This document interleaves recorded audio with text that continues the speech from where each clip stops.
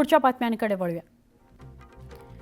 राज्यामध्ये e bike टॅक्सीला परवानगी देण्याचा महायुती सरकारचा निर्णय वादात सापडलाय। आधीचा लाखोंच्या संख्येत रिक्षा ऑटो उपलब्ध असताना ई बाईक टॅक्सीला परवानगी दिल्यामुळे रिक्षा आणि टॅक्सीच्या व्यवसायावर परिणाम होणार आहे। त्यामुळे रिक्षा संघटना आक्रमक झाल्या। सरकारच्या धोरणाविरुद्ध आंदोलन पुकारण्याचा इशारा देण्यात आला आहे। परुळे चिपी इथल्या सिंधुदुर्ग विमानतळावर येत्या 18 एप्रिलपासून एअरलाइन्सची मुंबई सिंधुदुर्ग मुंबई सेवा सुरू होणार आहे। एअर अलायन्स बरोबरच इंडिगो विमानाची विमानसेवा सुद्धा सिंधुदुर्गपर्यंत सुरू करण्याबाबत युद्धपातळीवर प्रयत्न सुरू आहेत, अशी माहिती खासदार नारायण राणेंनी दिली। गर्दीने खचाखच भरलेले लोकलमधून पडून डोंबिवलीतील रुपेश गुजर या तरुणाचा गुरुवारी हकनाक बळी गेला। या दुर्घटनेनंतर डोंबिवली ठाणे महामार्गावरील वाहतूक प्रवास पुन्हा धोकादायक झालेला आहे। जानेवारी ते मार्च या अवघ्या 3 महिन्यांच्या कालावधीत कल्याण आणि डोंबिवली रेल्वे पोलिसांच्या अखत्यारीत येणाऱ्या 24 रेल्वे स्थानक परिसरात रेल्वे अपघातात तब्बल 82 प्रवाशांचा मृत्यू झाला, 83 प्रवासी जखमी झालेत। गेल्या आठवड्यापासून राज्यात सुरू असलेल्या पावसामुळे 17 जिल्ह्यांमधील सुमारे 13,000 हेक्टरहून अधिक शेती पिकाचं नुकसान झालंय। काढणीला आलेल्या गहू हरभरा या पिकाला मोठा फटका बसलाय। भाजीपाल्यासह फळपिकांनाही फटका बसलाय। नाशिक बुलढाण्यात सर्वाधिक नुकसान झाल्याची माहिती आहे। राज्याच्या अनेक भागात पुढील 3 दिवस वादळी वाऱ्यासह पावसाचा अंदाज आहे। हवामान विभागानुसार कोकण, मध्य महाराष्ट्र आणि मराठवाड्यातील काही जिल्ह्यांमध्ये तुरळक ठिकाणी विजांच्या कडकडाटासह वादळ आणि पाऊस पडण्याची शक्यता आहे। पुणे जिल्ह्यात 2 दिवस झालेल्या अवकाळी पावसामुळे सुमारे 100 हेक्टरवरील पिकांचं नुकसान झाल्याचा प्राथमिक अंदाज कृषी विभागाकडून व्यक्त करण्यात आला। यामध्ये प्रामुख्याने भाजीपाला, गहू यासह फळबागांचं नुकसान झालंय। नुकसान झालेल्या भागात तातडीनं पंचनामे करण्यात येणार असल्याचं कृषी विभागाकडून सांगण्यात आलंय।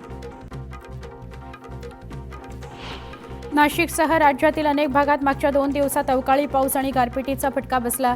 पंचनाम्याचे आदेश संबंधित कृषी विभागाला देण्यात आले। 24 जिल्ह्यांमधील 110 तालुक्यांमध्ये 26 ते 27 हजार एकरांवरील पिकं जमीनदोस्त झालेली आहेत।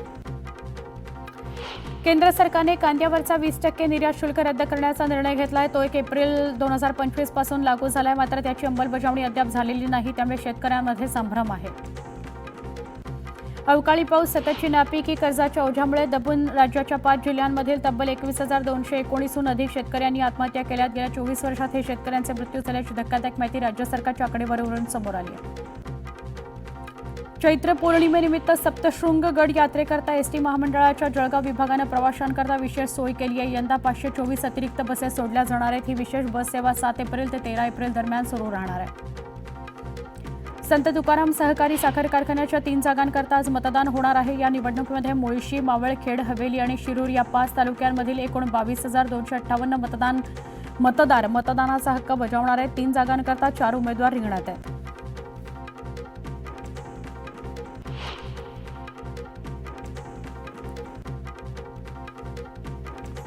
सांगलीच्या पलूसची बातमी आहे। पलूस तालुक्यातील किर्लोस्करवाडी इथल्या मायप्पा यात्रेला सुरुवात झाली। चैत्र पाडव्याच्या 5व्या दिवशी कुंडल किर्लोस्करवाडी, बुर्ली, रामचंद्रनगर इथल्या धनगर समाजाच्या वतीनं या यात्रेचं आयोजन करण्यात आलं। हजारो भाविकांनी मायप्पाच्या दर्शनाकरता गर्दी केली। सांगलीच्या नागाटणेमध्ये श्री नागेश्वर, भैरवनाथ आणि नाईकबा या देवांची यात्रा उत्साहात संपन्न झाली। हजारो भाविकांनी यात्रेत सहभाग घेतला। श्रीरामपूरच्या महाकालेश्वर मंदिरामध्ये शिवपार्वतीच्या हळदीचा सोहळा संपन्न झाला। चैत्र महिन्यातील अष्टमीच्या निमित्त दरवर्षी या सोहळ्याचं आयोजन करण्यात आलं। यावेळी मंदिरात विविध धार्मिक कार्यक्रमाचं आयोजन करण्यात आलं। गोंदियाच्या देवरीमध्ये कालपासून पाणीपुरवठा बंद करण्यात आलाय। देखभाल दुरुस्तीच्या कामाकरता पाणीपुरवठा बंद करण्यात आलाय। त्यामुळे नागरिकांची मोठी गैरसोय होत असून सार्वजनिक बोरवेलवर नागरिकांनी पाण्याकरता गर्दी केली। छत्रपती संभाजीनगर शहरातील अनेक वसाहतींमध्ये पाण्याचा ठणठणाट आहे। शहानूर मिया दर्ग्यासमोरील 6 वसाहतींमधील महिलांनी थेट मनपा प्रशासक जी श्रीकांत यांचं कार्यालय गाठलं। गेल्या 20 दिवसात फक्त 12 वेळी पाणीपुरवठा झालाय। त्यातही अनेकांना कमी दाबामुळे पाणी मिळालं नाही, असा आरोप महिलांनी केलाय। श्री सप्तशृंगी निवासिनी देवीच्या चैत्रोत्सव दुर्गाष्टमीच्या मुहूर्तावर आजपासून सुरुवात झाली। या पार्श्वभूमीवर श्री सप्तशृंगी मंदिर दर्शनाकरता 24 तास खुलं राहणार आहे। एप्रिलपर्यंत खासगी वाहनांना गडावर बंदी राहणार आहे। आई एकविरा देवीचा चैत्र यात्रा उत्सव सुरू आहे, त्यामुळे एकविरा देवी मंदिर आणि परिसरात विद्युत रोषणाई करण्यात आली. वातावरणातील बदलामुळे अकोल्यामध्ये व्हायरल इन्फेक्शनच्या आजारांमध्ये वाढ झाली आहे. लहान मुलांमध्ये ताप, सर्दी, उलट्या, जुलाब आणि खोकल्याचं प्रमाण वाढलंय. आजाराचा धोका टाळण्याकरता बाहेरचं खाणं टाळण्याचा सल्ला डॉक्टरांकडून देण्यात आला आहे. अकोल्याच्या मूर्तिजापूर तालुक्यातील हातगावमध्ये एका शेतकरी कुटुंबाच्या घरी दरोडा पडला. यामध्ये लाखो रुपयांच्या रोख रकमेसह सुमारे 65 ग्रॅम सोन्याच्या दागिन्यांवर अज्ञात दरोडेखोरांनी डल्ला मारला. चोरीच्या घटनेनंतर घरमालकाचा हृदयविकाराच्या झटक्यानं मृत्यू झाला. नगरच्या पाथर्डी तालुक्यामध्ये कनिफनाथ देवस्थानची जवळपास 8,000 एकर जमीन आहे. यापैकी तब्बल 2,000 एकर जमीन वक्फ बोर्डानं ताब्यात घेतली आहे. याचा सर्वाधिक फटका कनिफनाथ देवस्थानालाच बसला आहे.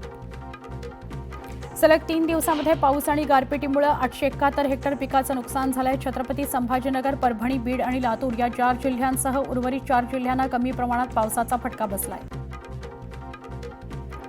वर्ध्याच्या ऐतिहासिक असणाऱ्या डाएट या इमारतीची डागडुजी जिल्हा प्रशासनाकडून करण्यात येणार आहे. त्याकरता लागणारा निधी जिल्हा नियोजनाच्या निधीतून दिला जाणार असल्याचं आश्वासन पालकमंत्री पंकज भोयर यांनी दिलं. त्यामुळे डाएटची ऐतिहासिक वास्तू लवकरच कात टाकणार आहे. छत्रपती संभाजीनगरच्या डॉक्टर बाबासाहेब आंबेडकर मराठवाडा विद्यापीठाशी संलग्न 476 महाविद्यालयांमधील पदवी अभ्यासक्रमांच्या परीक्षांना आजपासून सुरुवात होती आहे. अभ्यासक्रमाला प्रवेश घेतलेल्या 47,237 विद्यार्थ्यांनी परीक्षा अर्ज भरले नसल्याचं समोर आलंय. त्यामुळे या विद्यार्थ्यांनी पदवी परीक्षेकडे पाठ फिरवली का अशी चर्चा सुरू झाली आहे. कराडच्या कोयना वसाहत इथल्या एका युवकाचा मित्रासोबत विहिरीत पोहायला गेल्यावर बुडून मृत्यू झाला. रोहन पवार असं मृत युवकाचं नाव आहे. त्यानं नुकतीच 10वीची परीक्षा दिली होती. स्थानिकांच्या मदतीनं मृतदेह विहिरीबाहेर काढण्यात आला.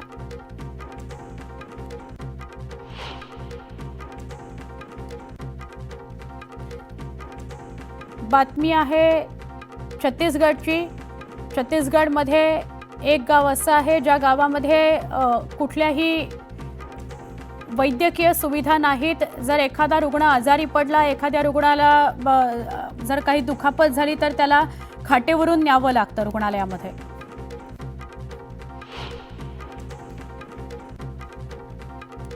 उत्तर प्रदेशच्या एका कॉलेजच्या ऑफिसमध्ये 5 फूट लांबीचा कोब्रा साप आढळला. या शाळेतील कर्मचाऱ्यांमध्ये भीतीचं वातावरण आहे. दरम्यान वन विभागाच्या मदतीनं सापाला पकडून जंगलात सोडण्यात आलं.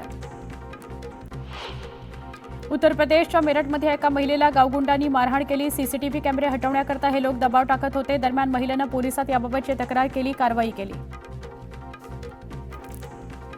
उत्तर प्रदेशच्या फिरोजाबादमध्ये 3 वाहन चोरांना बेड्या ठोकण्यात आल्या. आरोपींकडून 3 पिस्तूलं, 3 जिवंत काडतुसं आणि चोरीच्या 2 दुचाकी पोलिसांनी जप्त केल्या. ही चोरीची वाहनं गुन्हेगारीसाठी वापरली जात होती.